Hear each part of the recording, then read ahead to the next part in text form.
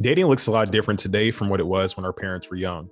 Instead of going out to meet women or meeting them through people in your community, most of our interactions with women are done online. And what type of results have you been getting? Are you meeting a plethora of women? Are you consistently meeting the types of women that you really want? Are the results that you're getting really worth the amount of effort? For most guys, the answer is probably no to all of these. But does that mean that you should stop using dating apps? Not necessarily, but it really depends. While they may not be the most efficient, there are some benefits that come from using them. Besides the convenience that comes with being able to meet women from the comfort of your own home, dating apps are a great way to work on your conversation skills and gain perspective on the different types of women out there. And one thing I noticed too is that most people are pretty boring, at least over text. And so with that being said, dating apps give us a great opportunity to practice being interesting. I don't know about y'all, but I know that I come across as a boring guy. I have a stoic demeanor and a more logical style of communication. So to make myself seem more interesting, I had to first gain awareness of those traits and how they affect my interactions. And secondly, learn how to overcome them to make a stronger impression. That meant posting pics of me smiling on my profile. Yes, guys, for those of you who are surprised, I am not an emotionless robot. I do smile sometimes. Brainstorming to come up with an interesting bio and prompt answers was the next step. What could I write about myself that would grab their attention while remaining authentic? Something I found interesting about this process is that as I became more conscious of how I come across to people and start working on presenting my best side, I realized that this not only attracts more women, but it also helps you to make friends with higher quality guys. And so one other part about the dating app experience that I think brings value is that I had to work on my conversation skills to actually get dates.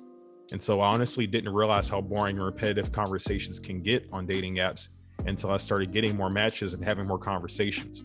Most start the same way and go over the same boring things like, where are you from?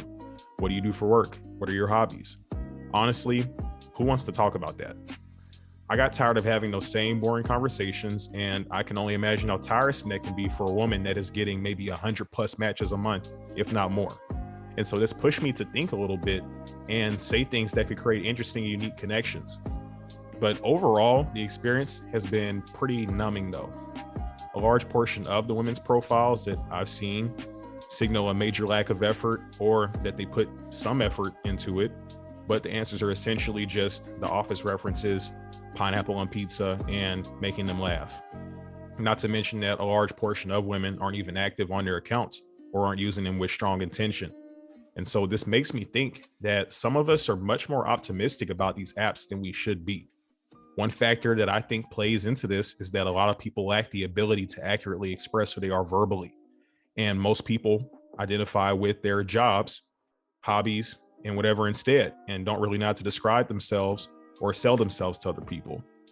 What exactly is the difference between one woman that likes pineapple on her pizza and likes to laugh and the next woman, besides maybe their ethnicity and body type?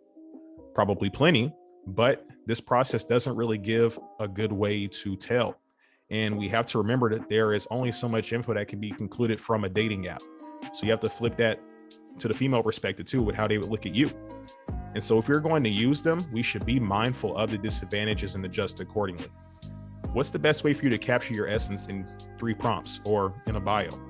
I know it's a tough question, but with some thought, we can probably come up with something a lot more unique than whether or not we like pineapples on our pizza, right? An exercise that I did for my personal development that ended up being extremely helpful for dating apps and really just even dates was sitting down and evaluating myself. What are your strengths and weaknesses? What are your traits? What is your primary mission in life right now? What are your values? What are your accomplishments at this point in your life? Take the time to write answers to these questions because it can make a huge difference in how you see yourself and how you present yourself. And so to touch on more of the downsides that come with dating apps, I want to share my personal experience. I average 2, maybe 3 dates a month from them. And the amount of effort that goes into the constant swiping, brainstorming for something to say, and the mental fatigue that comes from texting and talking to boring strangers is that getting this small slice of the pie makes it to where it almost really isn't even worth it. I've gotten better results and more fulfillment from cold approaching. Honestly, I think that cold approach or meeting women organically through activities is really the best way to go about it. Not only do you get to tailor your experience and the type of women that you meet, but you also get a chance to separate yourself from the mob of other guys that are blowing up her notifications on Bumble, Hinge, Tinder, and Instagram, which honestly could be considered a dating app too. But dating apps should really just be a bonus, I would say, to the results that we get in our daily lives. And here's another thing. Doing these things doesn't just benefit you when you're dating, okay? The same confidence you use to approach women in public can be applied to chasing your goals.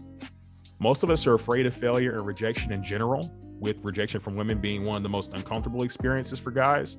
And so developing the confidence to get over that can lead to us having a better experience pursuing other things that can boost the quality of your life, like chasing your goals and taking advantage of opportunities. And so when it comes to meeting women through your hobbies and activities, a lot of times the activities that are more interesting are going to have more women participating. Therefore, there's a strong correlation between having an interesting life and having more opportunities with women. With that being said, the results from dating apps should really be just a bonus, like I said before, if you're living an interesting life. And so here are some things that I want you guys to be conscious of if you choose to keep using dating apps. Young men may tend to base their self-worth on their number of matches, dates, or whatever else. And there have been times in the past where I reflected on my time spent on dating apps and thought to myself, is this really all that I can attract? Am I really that unattractive to women? Knowing what I know now, I realized that this outlook was unhealthy and ridiculous. For one, whatever you base your worth in is what runs your life and controls the decisions you make. Does it make sense to run your life based on the opinions of others, especially women that you have never even met? We also have to remember that you are being presented to the whole macro of women in your community. That means that women on all parts of every spectrum are looking at you and filtering you. Different people with different priorities from different backgrounds and cultures are going to value different things. And so you have to keep in mind that when certain types of women you may be looking at are not the ones that you're gaining the opportunities with, it may be for a reason. Besides the likely odds that most of us aren't presenting ourselves in the best way on the apps, you have to remember that the women looking at your profile are evaluating you based on what's valuable to them, which could be a completely different set of values from what you have or are presenting on your profile. And so if a woman is vain, she will most likely evaluate the men she sees through that same filter because that is what her own value is based in her mind. If a woman strongly identifies with her Christian faith, she will most likely filter the men she will consider based on that. You can't be every woman's cup of tea, guys. That's the bottom line. And so with that in mind, it's expected that the majority of women will not swipe right on you. Unlike guys who will just see a pretty face and swipe right, women probably swipe a little bit differently, and that's okay. Gear yourself to attract the specific type of women that you want and develop self-awareness and communication skills to the point where you can convey who you are fully. And so speaking on the attractiveness portion, we are expecting women who are traditionally less visual than men when it comes to attraction to develop a level of attraction to us based on a 1-second glance at some low quality pics and corny prompts. Come on, fellas. These apps don't present the best of us. They can't see much of your energy, personal values, or personality from a short profile. And with that being said, we definitely should not take our results from dating apps too seriously. And honestly, we shouldn't take most of the women we meet from them all that seriously either. Out of context, that may sound bad, but think about it this way. Just like a lot of us, many, if not most women in our age range are just looking to have fun and be entertained. There definitely are some young women that are intentional when it comes to dating and are taking their matches and dates seriously, but I'm sure that we all know that this is not the majority. The common scenarios we see playing out are things mainly just being casual, probably casual sex until one or both of the people involved move on, or it could grow from a casual thing to maybe one or both wanting to turn it into a relationship.